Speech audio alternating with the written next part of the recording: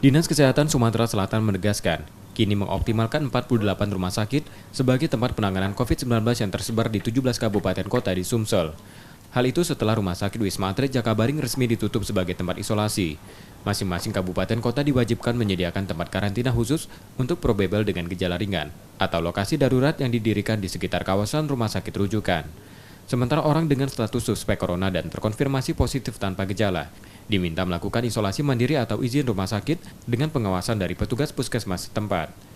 Saat ini Sumsel juga mengikuti kebijakan pemerintah pusat. Pasien positif COVID-19 hanya dilakukan 1 kali swab test dan dinyatakan sembuh setelah isolasi selama 10 hari.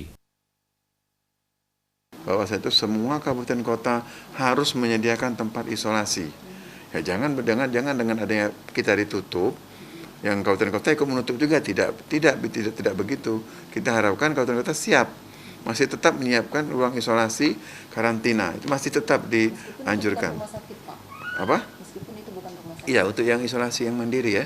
Kalau untuk rumah sakit, yang kasus-kasus rumah sakit yang melonjak seperti tadi, kemungkinan juga kabupaten kota juga memang sudah dianjurkan untuk membuat rumah sakit lapangan. Penutupan Wisma Atlet Jakabaring sebagai rumah sakit dilakukan sementara dan disesuaikan dengan kondisi penyebaran virus corona di Sumsel, serta akan dibuka kembali jika ada lonjakan pasien di rumah sakit. Reski Oktora, Muklas Diferensial, Kompas TV, Palembang.